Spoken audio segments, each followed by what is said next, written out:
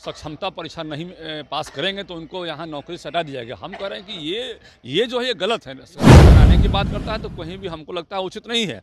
और निश्चित रूप से यदि कोई भी शिक्षक अपनी बात को रख रहे हैं तो उनकी बातों पर विचार करना हमें लगता है करना चाहिए। उसके भाई के रूप में खड़ा है और उनकी जायज़ मांगों के साथ हमेशा हम खड़े हैं। कहीं से भी ये उचित नहीं है किसी का नौकरी आप हटाने की बात करते हैं तो। आप न्यूज़ फाउंडेशन देख रहे हैं, मैं हूं आपके साथ वंदना। लगातार शिक्षक अपने मांगों को लेकर के जो है आंदोलित हैं। इसी क्रम में नियोजित शिक्षक काफ़ी संख्या में जो है सड़कों पर उतर चुके हैं। हालांकि उन्हें जो है उन पर कार्रवाई करने की बात कही जा रही है। इस बात को सदन में भी उठाया गया। हमारे साथ बात करने के लिए हैं बीजेपी एमएलसी जीवन कुमार।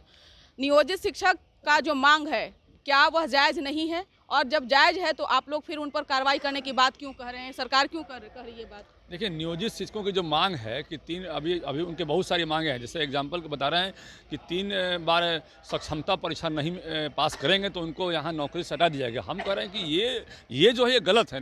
किसी को नौकरी दिया गया है तो नौकरी से हटाने के लिए उसको नौकरी नहीं दिया गया है। और कहीं से भी हमने हाउस में ही बात को रखा है। नवल जी हमारे एमएलसी, उन्होंने भी रखा है बात को, और भी हमारे कई एमएलसी जो पहले से हमारे शिक्षा के क्षेत्र में हैं, उन लोगों ने भी इस बात को संज्ञान में लाया है। और आज हम लोग सबको अध्यक्ष महोदय के पास इस बात को संज्ञान में लाए हैं। और माननीय उप मुख्यमंत्री हमारे जो है सम्राट जी हैं, आदरणीय नेता हैं, तो उनको भी हमने संज्ञान में दिया है बात को। और सारी बातों को संज्ञान में देते हुए उनको हमने आग्रह भी किया है कि इसको संज्ञान में लेने की आवश्यकता है। तो मुझे लगता है कि इन बातों को संज्ञान में लिया जाएगा। और निश्चित रूप से उनके और भी मुद्दे हैं, जैसे कंप्यूटर से एग्जाम लेने की बात है, तो सारे मुद्दों पर बैठ के वार्ता करके सरकार जो है निश्चित रूप से इसका समाधान निकालने का प्रयास करेगी। हमारे उप मुख्यमंत्री माननीय सम्राट चौधरी जी ने बताया है कि आप चिंता नहीं कीजिए, हम इस पर संज्ञान ले रहे हैं, संज्ञान लेंगे और इस पर कुछ रास्ता निकालने का प्रयास करेंगे। जी निश्चित तौर पे। लेकिन जो शिक्षक आंदोलन कर रहे हैं तो क्या अपनी बातों को रखना, और अगर सरकार नहीं मान रही है बातों को तो क्या वो अब आंदोलन भी नहीं कर सकते हैं? अगर आंदोलन कर सकते हैं तो उन्हें जो है आखिरकार धमकाने की बात कही जा रही है। देखिए, कहीं से भी धमकाने की बात हमें लगता है कि कहीं से भी यदि कोई करता है, यदि कहीं से कोई धमकाने की बात करता है तो मुझे लगता है कहीं से उचित नहीं है। कहीं भी कोई डराने की बात करता है तो कहीं भी हमको लगता है उचित नहीं है। और निश्चित रूप से यदि कोई भी शिक्षक अपनी बात को रख रहे हैं तो उनकी बातों पर विचार करना हमें लगता है करना चाहिए। और आज के हाउस में इस बात को हमने रखा भी है और माननीय हमारे उप मुख्यमंत्री ने संज्ञान भी लिया है और अध्यक्ष महोदय ने भी संज्ञान लिया है। तो सबों ने इस बात को संज्ञान में लाया है कि नहीं, ठीक है, इस पर वार्ता कीजिए, बात होगी और इस पर निश्चित रूप से कोई ना कोई कब होगी, कब आज समय और दिन कब निर्धारित आज होगा? तो हम लोगों ने आज लंबे समय से देखिए, पहले से भी जब हम लोग सरकार में नहीं थे तो इस बात को रखते थे। आज सरकार में है तो सरकार में रखने के बाद भी हम लोग शिक्षकों के मुद्दे को उठा रहे हैं। हमने हमेशा कहा है कि शिक्षकों के हम एमएलसी के रूप में नहीं बल्कि शिक्षकों के संघर्ष के भाई के रूप में खड़ा है और उनकी जायज़ मांगों के साथ हमेशा हम खड़े हैं। कहीं से भी ये उचित नहीं है किसी का नौकरी आप हटाने की बात करते हैं तो। आप नियोजित हैं, आप उनको कुछ दीजिए नहीं दीजिए ये अलग इश्यू है, लेकिन आप उनको नौकरी कैसे हटा दीजिएगा भाई? ये क्या तरीका है? कितना पढ़ाई करते हैं, बाल बच्चे हैं, कितना मुश्किल से किसी को नौकरी मिलती है और आप कहते हैं नौकरी से हटा देंगे। ये कहीं से भी उचित नहीं मुझे लगता है। और भी आप सक्षमता, और वो पहले से भी उनको कई बार एग्जाम फेस करना पड़ा है।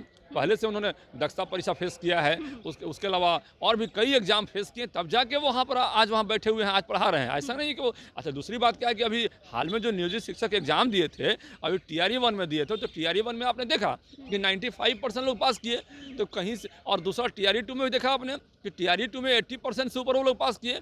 तो ये भी नहीं कह सकते हैं हम लोग कि वो मतलब कि उनका क्वालिफिकेशन उनके पास नहीं है। जो आम लोग जनरली मतलब इस तरह की बात रखते हैं कि उनके पास क्वालिफिकेशन की दिक्कत है, कम है, जो ये चर्चा पर चर्चा बनते रहती, तो हमें लगता है कि ये भी चीज़ नहीं है। तीसरा बात है कि स्थानांतरण की जो पॉलिसी है, हमने अपना क्वेश्चन भी दिया है कि स्थानांतरण की पॉलिसी लाई गई है कि जो नियोजित शिक्षक राजकर्मी का दर्जा का एग्जाम देंगे, राजकर्मी का लंबे समय से मांग चल रहा था। आपने देखा कि भारतीय जनता पार्टी जब विपक्ष में थी तो 13 जुलाई को हम लोगों ने एक बड़ा आंदोलन किया था, विधानसभा मार्च करने की बात की थी। तो शिक्षकों ने आपके प्रति भरोसा किया, लेकिन आज फिर शिक्षकों का संकट जो है वो दिन प्रतिदिन बढ़ता ही जा रहा है।